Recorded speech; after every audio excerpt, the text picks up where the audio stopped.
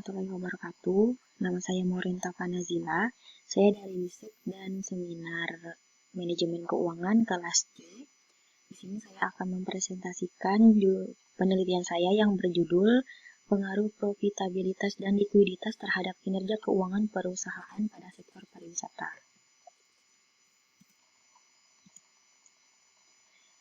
Di sini ada yang pertama adalah landasan teori. Landasan teori adalah sebagai dasar pemikiran untuk menganalisis dan sebagai dasar dalam melakukan pembahasan untuk pemecahan masalah yang telah dirumuskan dalam penelitian yang dilakukan. Landasan teori ini berisi tentang hal-hal yang menyangkut tentang penelitian secara teori. Pengertian laporan keuangan. Menurut Munawir menyatakan bahwa laporan keuangan adalah hasil dari proses akuntansi yang dapat digunakan sebagai alat untuk berkomunikasi antara data keuangan atau aktivitas suatu perusahaan dengan pihak-pihak yang berkepentingan dengan data atau aktivitas perusahaan tersebut. Laporan keuangan menurut Ikatan Akuntansi Indonesia adalah bagian dari proses pelaporan keuangan yang lengkap. Biasanya meliputi laporan neraca, laporan laba rugi, laporan perusahaan posisi keuangan yang dapat disajikan dengan berbagai cara, misalnya arus kas atau sebagai laporan arus dana, catatan dan laporan lain, serta materi penjelasan yang merupakan bagian integral dari laporan keuangan. Di sini laporan keuangan yang lengkap dapat dilihat dalam Pernyataan Standar Akuntansi Keuangan atau PSAK yang terdiri dari komponen-komponen berikut ini. Yang pertama, neraca. Neraca adalah laporan yang menyajikan posisi keuangan suatu usaha dalam tanggal tertentu yang memperlihatkan keadaan secara sistematis mengenai aktiva, hutang, dan ekuitas. Neraca perusahaan disajikan sedemikian rupa yang menonjolkan berbagai unsur posisi keuangan yang diperlukan bagi penyajian yang wajar. Yang kedua, laporan laba rugi. Laporan laba rugi ini merupakan laporan akuntansi yang menyajikan hasil kegiatan operasi perusahaan dalam suatu periode akuntansi tertentu. Di dalam laporan ini disajikan pendapatan dan beban yang terjadi dalam kurun waktu operasi perusahaan. Kelebihan pendapatan atas beban yang dikeluarkan dalam proses menghasilkan pendapatan yang disebut laba bersih atau net income. Tetapi apabila beban perusahaan melebihi pendapatannya, maka kelebihan itu disebut rugi bersih atau net loss. Laporan laba rugi perusahaan disajikan sedemikian rupa yang menonjolkan berbagai unsur kinerja keuangan yang diperlukan bagi penyajian secara wajar selama satu periode tertentu.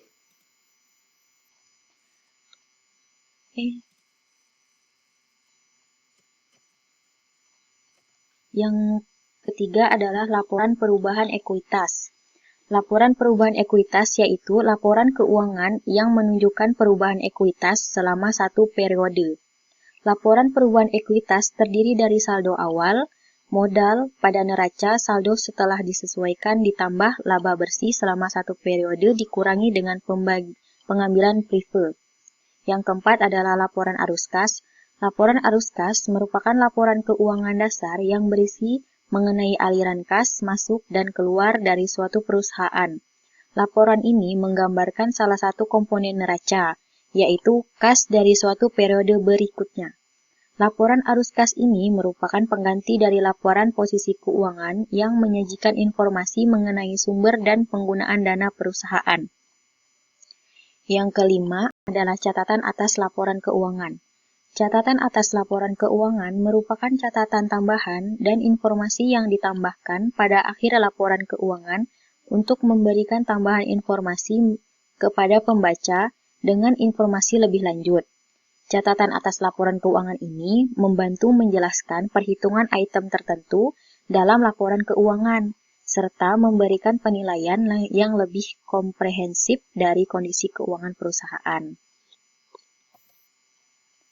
Tujuan laporan keuangan menurut IAI atau Ikatan Akuntansi Indonesia yaitu menyediakan informasi yang menyangkut posisi keuangan kinerja serta perubahan posisi keuangan suatu perusahaan yang bermanfaat bagi sejumlah besar pemakai dalam pengambilan keputusan. Selain itu, laporan keuangan akan lebih bermanfaat jika memenuhi karakteristik berikut ini. Yang pertama, dapat dipahami, yaitu kualitas penting pada laporan keuangan adalah informasi yang ada dalam laporan keuangan mudah untuk dipahami oleh pemakainya. Yang kedua, relevan. Informasi yang disajikan pada laporan keuangan harus relevan untuk memenuhi kebutuhan pemakai dalam mengambil keputusan ekonomi guna mengevaluasi peristiwa masa lalu, masa kini, atau masa depan. Yang ketiga adalah keandalan. Informasi memiliki kualitas keandalan jika bebas dari pengertian yang menyesatkan, kesalahan material, dan dapat diandalkan oleh pemakainya dan disajikan secara wajar. Yang terakhir dapat dibandingkan. Jadi pemakaian laporan keuangan harus dapat membandingkan laporan keuangan perusahaan antar periode untuk mengidentifikasi kecenderungan posisi dan kinerja keuangan. Pengertian kinerja keuangan perusahaan. Kinerja keuangan adalah sampai sejauh mana prestasi peningkatan posisi kesehatan atau performa dari nilai perusahaan yang diukur melalui laporan keuangan, baik melalui neraca maupun laporan laba rugi yang dibutuhkan oleh pihak-pihak tertentu. Pengukuran kinerja keuangan merupakan suatu hal penting dalam infrastruktur dari perusahaan itu sendiri. Pengukuran kinerja keuangan perusahaan bergantung pada sudut pandang yang diambil dan tujuan analisis. Tujuan umum penilaian kinerja keuangan adalah untuk mengevaluasi perubahan-perubahan atas sumber daya yang dimiliki perusahaan. Pengukuran kinerja perusahaan sangat diperlukan untuk menentukan sejauh mana tingkat keberhasilan perusahaan dalam mencapai tujuan tertentu. Yang selanjutnya ada pengertian rasio keuangan perusahaan. Rasio keuangan adalah angka yang diperoleh dari hasil perbandingan dari suatu pos laporan keuangan dengan pos lainnya yang mempunyai hubungan relevan dan signifikan. Penilaian yang dilakukan berupa profitabilitas, leverage, aktivitas dari manajemen, dan prospek usaha masa depan. Terus laporan keuangan ini hanya menyederhanakan informasi yang menggambarkan hubungan antara pos tertentu dengan pos lainnya. Dengan penyederhanaan ini, kita dapat menilai secara cepat hubungan antar pos tadi dan dapat membandingkannya dengan rasio lain sehingga kita dapat memperoleh informasi dan memberikan penilaian. Menurut Bambang Rianto menyatakan bahwa rasio hanyalah alat yang dinyatakan dalam aritmatikal yang dapat digunakan untuk menjelaskan hubungan antar dua macam data finansial. Sedangkan menurut Jarwanto, rasio dalam analisis laporan keuangan adalah suatu angka yang menunjukkan hubungan antar satu unsur dengan unsur lainnya dalam laporan keuangan. Hubungan unsur-unsur tersebut dinyatakan dalam bentuk matematis yang sederhana. Laporan rasio keuangan perusahaan yang tadi sudah saya jelaskan bisa berupa likuiditas, probabilitas, leverage, dan lain-lain. Di sini saya akan menjelaskan rasio likuiditas. Rasio likuiditas merupakan rasio di mana menggambarkan kemampuan perusahaan untuk memenuhi kewajiban jangka pendeknya. Likuiditas perusahaan dapat dihitung dengan menggunakan beberapa indikator rasio seperti current ratio, cash ratio, dan quick ratio. Yang pertama, current ratio. Current ratio merupakan rasio yang digunakan untuk mengukur kemampuan perusahaan dalam memenuhi hutang jangka pendek dengan menggunakan aktiva lancarnya. Current ratio dirumuskan aktiva lancar dibagi hutang lancar. Current ratio biasanya dapat dikatakan normal atau dalam skala aman jika nilainya berada di atas 1 atau dalam skala persentase di atas 100%, yang berarti nilai dari aktiva lancar haruslah berada lebih tinggi dari nilai hutang lancar. Yang kedua ada cash ratio. Cash ratio adalah alat yang mengukur untuk seberapa besar uang kas yang tersedia untuk membayar hutang yang dapat ditunjukkan dari tersedianya dana kas atau setara kas karena semakin besar cash ratio, maka semakin tinggi tingkat likuiditasnya. Cash ratio di sini dirumuskan kas dibagi dengan hutang lancar. Yang ketiga, quick ratio. Quick ratio merupakan rasio uji cepat yang menunjukkan kemampuan perusahaan untuk membayar kewajiban jangka pendek dengan aktiva lancarnya, tanpa memperhitungkan persediaan karena dengan memperhitungkan persediaan memerlukan waktu yang lama untuk diluangkan dibandingkan aset lain. Dalam quick ratio dapat dinilai baik jika nilainya adalah 1. Quick ratio dirumuskan aktiva lancar dikurang persediaan dibagi dengan hutang lancar. Yang kedua ada rasio probabilitas. Rasio probabilitas merupakan rasio yang menggambarkan kemampuan perusahaan dalam memperoleh keuntungan dengan diindikasikan melalui besarnya laba yang diperoleh perusahaan tersebut. Profitabilitas perusahaan dapat dihitung dengan menggunakan beberapa indikator rasio seperti gross profit margin, net profit margin, basic earning power, return on asset, dan return on equity. Yang pertama, sini saya akan membahas gross profit margin. Gross profit margin merupakan rasio yang mengukur efisiensi pengendalian harga pokok produksinya dan mengindikasikan kemampuan perusahaan untuk produksi secara efisien. Semakin tinggi nilai dari rasio ini, maka akan semakin baik. Gross profit margin ini dirumuskan pendapatan dikurang beban operasional dibagi dengan pendapatan. Yang kedua ada net profit margin. Net profit margin merupakan rasio untuk mengukur laba bersih setelah pajak terhadap pendapatan. Angka ini menunjukkan persentase laba bersih yang diperoleh dari pendapatan. Jika nilai rasio ini besar, maka akan semakin baik karena dianggap kemampuan perusahaan untuk memperoleh laba cukup tinggi. Net profit margin dirumuskan laba bersih dibagi pendapatan. Basic earning power atau BEP merupakan rasio untuk mengukur efektivitas perusahaan dalam memanfaatkan seluruh sumber daya yang dimiliki atau menunjukkan rentabilitas ekonomi perusahaan. Semakin besar nilai rasio ini, maka akan semakin baik. BEP dirumuskan pendapatan sebelum bunga dan pajak dibagi total aktiva. Selanjutnya ada return on asset atau ROA, merupakan rasio yang menunjukkan seberapa besar laba bersih diperoleh perusahaan bila diukur dari nilai aktiva. Return on asset menunjukkan seluruh produktivitas perusahaan dibiayai baik dari modal sendiri maupun modal pinjaman. Semakin tinggi nilai rasio ini, maka semakin efektif pula perusahaan dalam mengelola asetnya. ROA dirumuskan laba bersih dibagi total aktiva. Selanjutnya ada return on equity atau ROE, merupakan rasio yang menunjukkan sejauh mana perusahaan mengelola modal sendiri secara efektif dan dapat mengukur tingkat keuntungan dari investasi yang telah dilakukan pemilik modal atau pemegang saham perusahaan. Return on equity menunjukkan rentabilitas suatu usaha. Jika nilai rasio ini besar, maka akan semakin baik. ROE dirumuskan laba bersih dibagi total ekuitas. Selanjutnya saya akan menjelaskan pengertian pariwisata. Pengertian pariwisata itu sendiri secara sederhana sering diartikan sebagai perjalanan untuk bersenang-senang.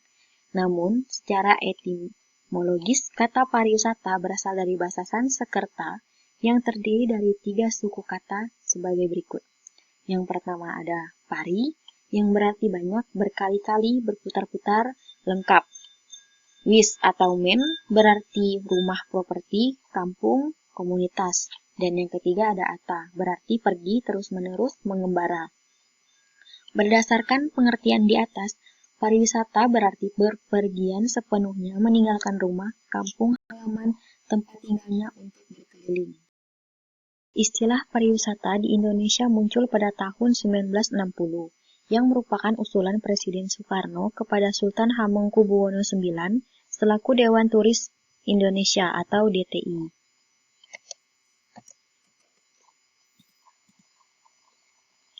Pada dasarnya, pariwisata mencakup segala bentuk atau macam perjalanan yang berhubungan dengan kegiatan rekreasi atau pleasure. Faktor-faktor pembentuk pariwisata sebagai berikut.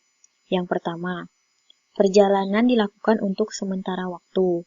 Yang kedua, perjalanan dilakukan dari suatu tempat ke tempat lainnya. Yang ketiga, perjalanan apapun bentuknya harus selalu dikaitkan dengan rekreasi. Dan yang keempat, orang yang melakukan perjalanan tidak mencari nafkah di tempat yang dikunjunginya, dan semata-mata sebagai konsumen di tempat tersebut. Jadi pariwisata berdasarkan faktor-faktor di atas diartikan sebagai suatu perjalanan yang dilakukan untuk sementara waktu, diselenggarakan dari suatu tempat ke tempat lain dengan maksud bukan untuk berbisnis atau melakukan kegiatan yang dalam hal mencari nafkah, tetapi untuk bersenang-senang dan memenuhi keinginan yang beraneka ragam. Di sini ada jenis dan macam pariwisata. Pariwisata harus dibedakan untuk keperluan perencanaan dan pengembangan karena dengan demikian akan mempermudah penentuan kebijaksanaan untuk mendukung hal tersebut. Sehingga jenis dan macam pariwisata yang dikembangkan terwujud seperti apa yang diharapkan dan pariwisata itu sendiri. Bila ditinjau dari segi ekonomi, pemberian klasifikasi tentang jenis pariwisata merupakan hal yang sangat penting, karena dengan cara tersebut pemerintah dapat menentukan berapa penghasilan devisa yang diterima dari suatu jenis pariwisata yang dikembangkan di suatu tempat atau daerah tertentu. Di sini ada jenis dan macam pariwisata berdasarkan letak geografis. Yang pertama ada pariwisata lokal. Pariwisata lokal ini merupakan pariwisata setempat yang mempunyai ruang lingkup relatif sempit dan terbatas dalam tempat-tempat tertentu. Misalnya, pariwisata ke kota Bandung, ke Jakarta, Jogja, dan lain-lain. Yang kedua, pariwisata regional. Pariwisata yang berkembang di suatu tempat atau daerah yang ruang lingkupnya lebih luas bila dibandingkan dengan lokal pariwisata, tetapi lebih sempit bila dibandingkan dengan pariwisata nasional, misalnya pariwisata ke Sumatera Utara, pariwisata ke Bali, dan lain-lain. Yang ketiga ada pariwisata nasional. Pariwisata nasional ini adalah kegiatan pariwisata yang berkembang dalam wilayah suatu negara. Selain adanya lalu lintas wisatawan di dalam negeri, ada juga lalu lintas wisatawan dari luar negeri, maupun dari dalam negeri ke luar negeri. Dan keempat, ada regional internasional turis. Kegiatan pariwisata yang berkembang di suatu wilayah internasional yang terbatas, tetapi melewati batas-batas lebih dari 2 atau 3 negara dalam wilayah tersebut. Misalnya, pariwisata di kawasan ASEAN, Timur Tengah, Asia Selatan, Eropa, dan lain-lain. Dan yang kelima ada internasional turis.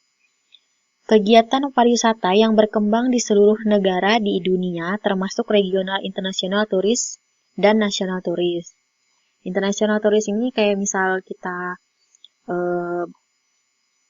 berpariwisata dari Indonesia ke luar negeri, atau dari luar negeri ke Indonesia, itu termasuk international tourism. Nah, di dalam international tourism ini dibagi menjadi 7 macam bagian. Yang pertama ada cultural tourism. Cultural tourism ini jenis pariwisata di mana perjalanan dilakukan karena adanya motivasi untuk melihat daya tarik dari seni budaya suatu tempat atau daerah. Objek kunjungannya adalah warisan nenek moyang yang berbeda-beda dan yang kuno. Yang kedua adalah recreational tourism. Biasanya disebut sebagai pariwisata kesehatan yang bertujuan melakukan perjalanan untuk menyembuhkan suatu penyakit, seperti halnya mandi di sumber air panas, mandi lumpur yang biasanya dijumpai di Eropa, atau biasanya mandi kopi yang ada di Jepang yang diyakini dapat membuat wajah terlihat awet muda. Yang ketiga, komersial turis. Disebut sebagai pariwisata perdagangan karena perjalanan wisata ini dikaitkan dengan kegiatan perdagangan nasional atau internasional. Yang keempat ada sport turis. biasanya disebut sebagai istilah pariwisata olahraga. Jadi orang-orang yang melakukan perjalanan ini tujuannya untuk melihat atau menyaksikan suatu event olahraga di suatu tempat atau negara. Terus dapat juga melakukan partisipasi dalam kegiatan tersebut. Misalnya tuh olimpiade, terus pertandingan tinju atau sepak bola, dan lain-lain. Selanjutnya ada political tourist, biasanya disebut sebagai pariwisata politik, yaitu suatu perjalanan yang tujuannya untuk melihat atau menyaksikan suatu peristiwa yang berhubungan dengan kegiatan suatu negara. Misalnya seperti kemerdekaan suatu negara. Yang selanjutnya ada social tourist. Social tourist ini hanya dilihat dari segi penyelenggaraannya saja, yang tidak menekankan pada usaha untuk mencari keuntungan. Misalnya, kita melakukan studi tour, yang dikenal dengan istilah biasanya tuh pariwisata pariwisata studi, belajar. Dan yang terakhir ada religion tourist. Religion tourist ini bertujuan untuk melihat atau menyaksikan upacara-upacara keagamaan. Seperti contohnya biasanya kan kalau orang muslim haji atau umroh. Terus untuk agama muslim, terus biasanya kalau untuk agama Katolik itu biasanya kunjungan ke Lourdes dan lain-lain. Selanjutnya ada jenis dan macam pariwisata menurut jumlah orang yang melakukan perjalanan. Di sini ada 2. Yang pertama individual tourist. Individual tourist ini di sini yang melakukan perjalanan wisata adalah seorang wisatawan secara mandiri, yaitu seorang diri, atau satu keluarga yang berwisata bersama. Dan yang kedua adalah grup turis. Grup turis ini jelas grup ya.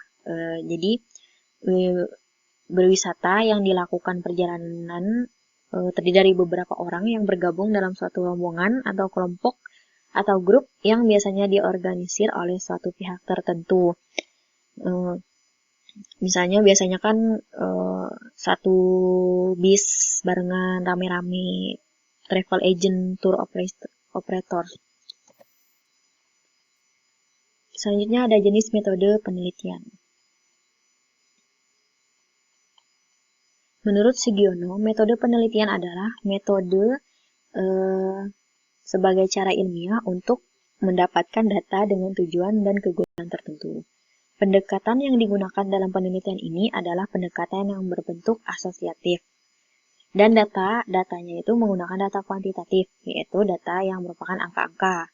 Data kuantitatif dalam penelitian ini adalah laporan keuangan pada sektor pariwisata yang terdapat di Bursa Efek Indonesia selama periode 2010 sampai 2014. Jadi penelitian pada dasarnya untuk melakukan kebenaran dan pemecahan masalah atas apa yang diteliti untuk mencapai tujuan tersebut. Dia dilakukan metode yang tepat dan relevan untuk tujuan yang diteliti. Penelitian asosiatif ini merupakan penelitian yang bertujuan untuk mengetahui pengaruh ataupun juga hubungan antara dua variabel atau lebih. Yang kedua selanjutnya ada objek dan subjek penelitian. Objek penelitian dalam penelitian ini menjadi subjek penelitian adalah perusahaan pariwisata yang terdaftar di Bursa Efek Indonesia. Dalam hal ini, peneliti menganalisis kinerja keuangan perusahaan dengan menggunakan rasio keuangan. Dan subjek penelitiannya dalam penelitian ini, subjek penelitian adalah perusahaan pariwisata yang terdaftar di Bursa Efek Indonesia. Dan dalam hal ini, peneliti menganalisis kinerja keuangan perusahaan dengan menggunakan rasio-rasio keuangan. Selanjutnya, jenis dan sumber data. Jenis data terdiri dari data primer dan data sekunder. Data primer ini merupakan jenis data yang didapat oleh peneliti dengan teknik langsung. Sedangkan data sekunder merupakan data yang diperoleh peneliti secara tidak langsung, seperti pengambilan data melalui situs ataupun media massa. Kalau data primer itu seperti wawancara sendiri, observasi, terus perhitungan langsung kepada objek penelitian. Sedangkan data sekunder tidak. Data yang diperoleh secara tidak langsung dari perusahaan dan dalam bentuk sudah jadi serta sudah dipublikasikan. Data tersebut diperoleh dari Produk Indonesia Capital Market Directory atau ICMD dan situs resmi Bursa Efek Indonesia yang dapat diakses melalui www.idx.co.id. Operasionalisasi variabel penelitian kinerja keuangan perusahaan terdiri atas dua macam ukuran, yaitu rasio likuiditas dan profitabilitas. Rasio likuiditas ini, rasio yang digunakan dalam penelitian ini adalah rasio lancar atau current ratio. Jadi current ratio digunakan untuk menganalisis kemampuan perusahaan membayar kewajiban jangka pendeknya. Semakin tinggi hasilnya, perusahaan tersebut memiliki likuiditas tinggi untuk membayar utang lancarnya. ROA dirumuskan laba bersih dibagi total aktiva. Yang kedua ada rasio profitabilitas. Rasio profitabilitas di sini menggunakan dua rumus, yaitu ROA dan ROE. ROA perbandingan antara laba bersih dengan keseluruhan aset atau keseluruhan kekayaan. Jadi rasio ini menunjukkan seberapa besar laba bersih yang diperoleh perusahaan bila diukur dari nilai aset. ROA dirumuskan laba bersih dibagi total aktiva. Dan ROE menunjukkan efisiensi penggunaan modal sendiri. Semakin tinggi rasio ini semakin baik. Artinya posisi pemilik perusahaan semakin kuat. Demikian pula sebaliknya. ROE di sini dirumuskan total laba bersih dibagi total ekuitas. Populasi dan sampel. Populasi adalah wilayah generalisasi yang terdiri atas objek atau subjek yang mempunyai kualitas dan karakteristik tertentu yang diterapkan oleh peneliti untuk dipelajari dan kemudian ditarik simpulannya. Populasi dalam penelitian ini yang tadi sudah saya jelaskan, itu dari perusahaan yang terdaftar di perusahaan pariwisata yang terdaftar di Bursa Efek Indonesia dari tahun 2010 sampai 2014 yang berjumlah 18. Sedangkan sampel adalah bagian dari jumlah karakteristik yang dimiliki oleh populasi tersebut. Nah, teknik sampel yang ada di penelitian saya ini menggunakan non-probability sampling dengan teknik purposive sampling, yaitu teknik penentuan sampel dengan pertimbangan tertentu, di mana anggota sampel akan dipilih sedemikian rupa sehingga sampel yang dibentuk tersebut dapat mewakili sifat-sifat populasi. Nah, di sini sampelnya itu diambilnya 14 karena perusahaan 4-nya itu perusahaan itu tidak memiliki pajak positif selama periode penelitian 2010 sampai 2014. Sekian penelitian dari sekian presentasi dari saya. Terima kasih atas perhatiannya. Assalamualaikum warahmatullahi wabarakatuh.